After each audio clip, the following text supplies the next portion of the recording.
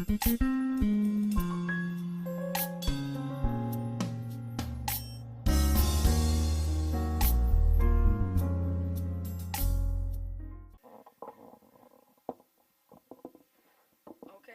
as you probably know, my title is called No Charge. Okay. Many times as a parent, you have done things for your child because they needed it or simply because you love them. Well, I listened to that song and I began to think about Jesus as our parent. And I began to think about the things that he did, about the things he did in his ministry. Since Jesus is God manifested in the flesh and God is our creator, then Jesus is our earthly father, which makes us his children. I started to think of me as a parent and the things that I do for my children, like what the mother did in the song. It started to make me feel upset. It started to make me feel upset. Wait a minute. What the mother did in the song. Excuse me. Uh, well, being a mom myself, I could imagine the expression on her face and her body language. She probably was standing there with her hands on her hips, saying, "What is he trying? What are you trying to say? I do everything for you anyway." And so, and she probably also says, "This little boy got some nerve." So, after listening to the song, it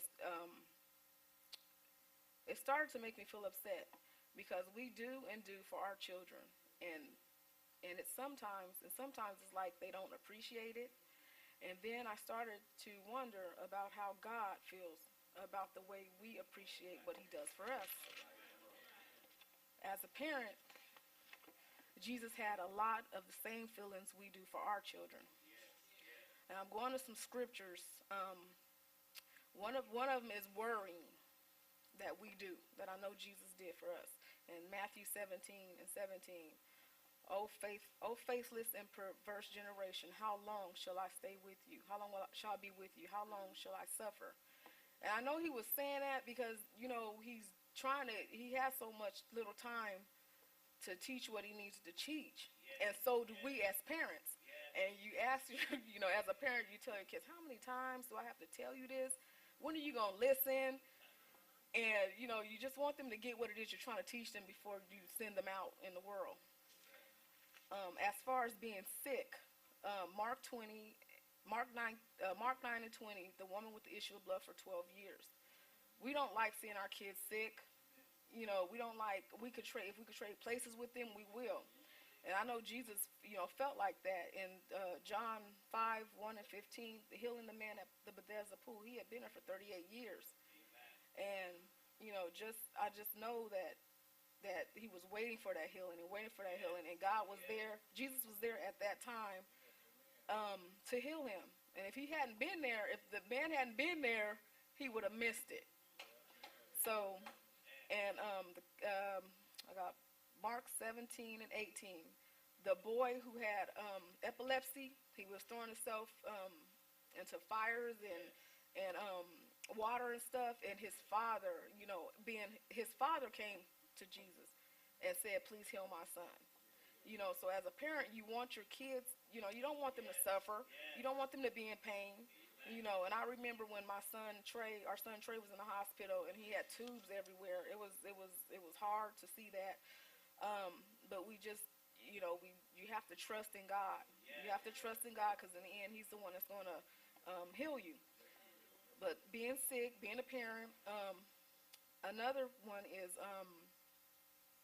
I think of what he's done because John 13 and 6 really brings it home to me because it says, "For God so loved the world that he gave his only begotten son." We as parents would die for our children. He has the same concerns as we do for our children.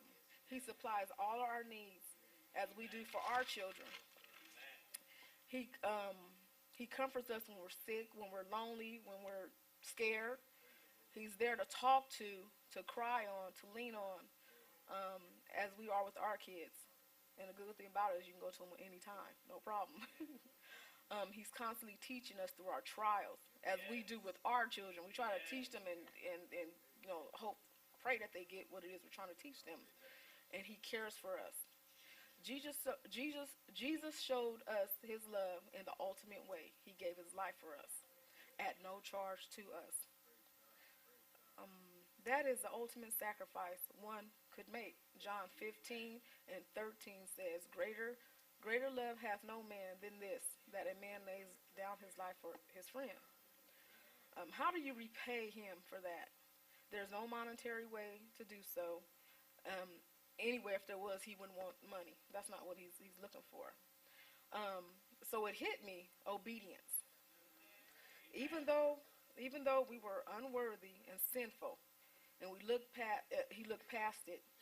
When I think about all the pain and sacrifice Jesus paid for us at no charge, and all the muck and mire, is that how you say it? Brother Anthony, I had to look that up, and it's like mud and dirt, and I had to look that up. After all the muck and mire that he brought us through, and is still bringing us through, we should think about obedience constantly.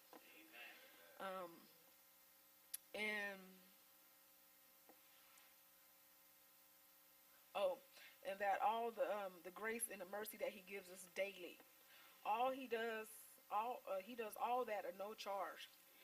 What a good God we serve. That's my message, you